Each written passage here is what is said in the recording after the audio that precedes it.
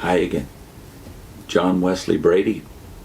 The chapter Dawn Deferred in this Freedom Whence, page 82.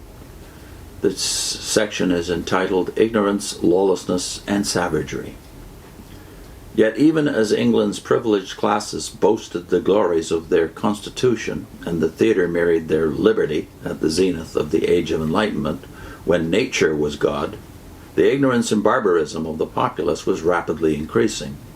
Nonconformity, representing a middle-class minority, that is, people in revolt against the establishment church, the Anglican Church, villainously segregated from national institutions, had been forced for its livelihood almost exclusively into channels of trade, commerce, and craftsmanship, a fact which bode ill to the coming industrial revolution.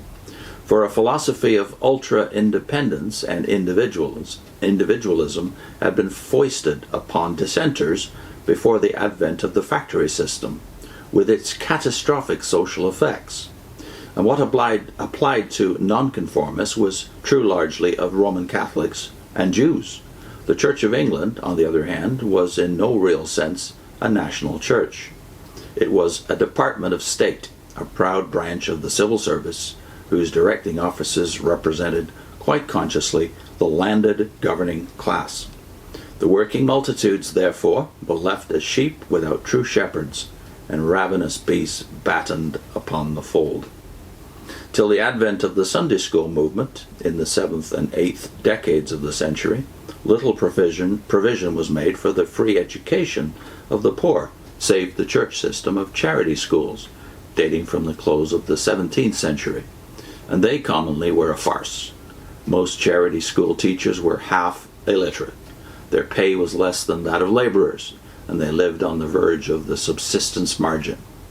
But they could supervise the dreary droning of the catechism.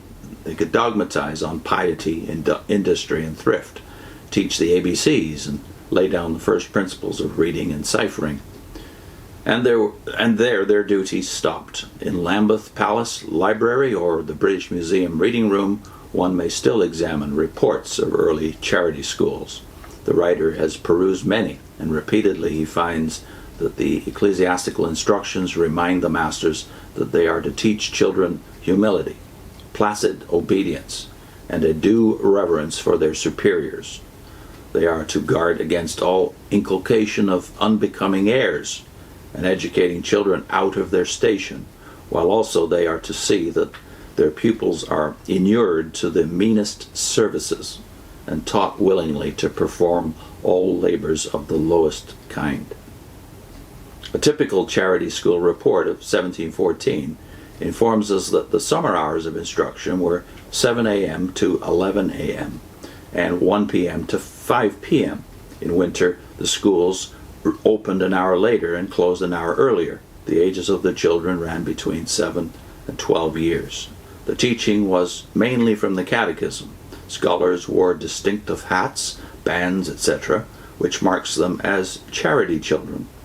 And the cost of a school for 50 boys, including the charge of the schoolroom, books, firing, master's salary, and 3 bands, 1 cap, 1 coat, 1 pair of stockings, and 1 pair of shoes, given annually to each boy, is laid down at about £75 a year.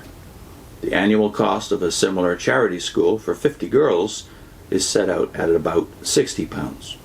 Few of the masters received as much as £20 a year. Most got 6 to 7 shillings a week.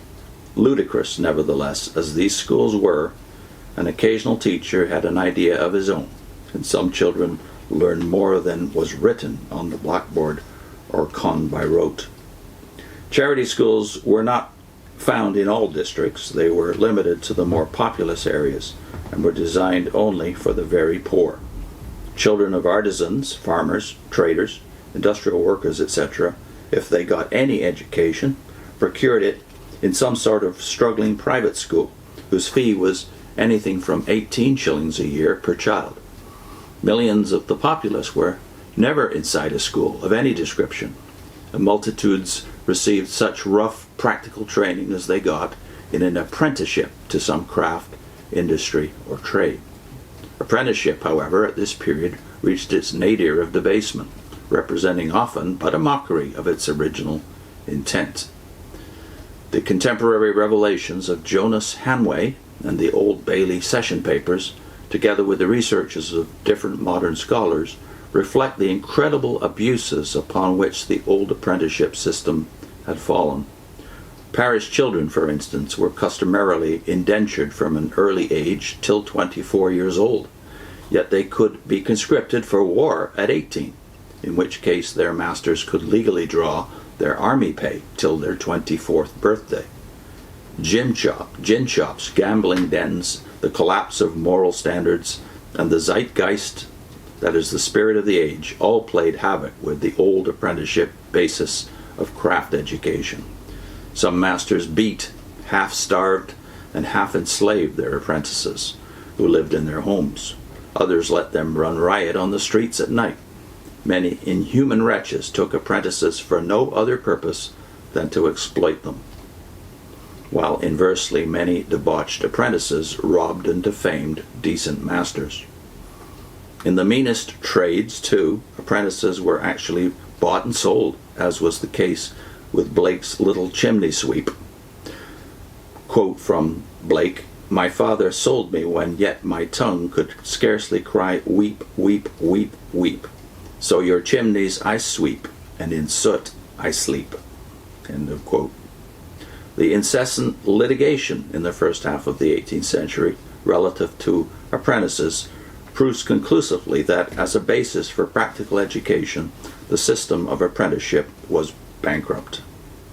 The outline sketched by Francis Place of the life of his own immediate forebears sheds a revealing light on the semi-savagery of the lower orders during this era.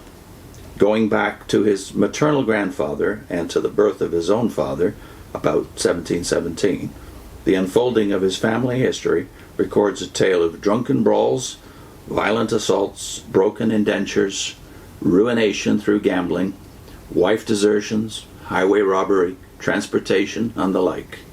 Workhouse, jail, and murder all enter into this humble family history. When 57, Place's own mother had to take in washing to support her family, his father meanwhile retiring to Fleet Prison. This domestic history, Place believed typical of the early and middle 18th century, and internal evidence makes it plain that the causes of such ruin were moral and social rather than economic. Place continually ridiculed the notion that the lot of the toiling masses in the late 18th and early 19th century was growing worse. A social conscience, he argued, had meanwhile been awakened, and people were becoming sensitive to evils which for generations they either had accepted as inevitable or had passed by unseen. Indeed, many hoary social evils already were submitting to the pressure of a reforming conscience before their existence became generally recognized. Hence the common but fallacious belief that such evils were new. Next time, Bready gets into the plundering of cargo wrecks, shipwrecked vessels, and what would happen to the survivors. The priorities of the generation were obviously not our priorities or the priorities of later generations.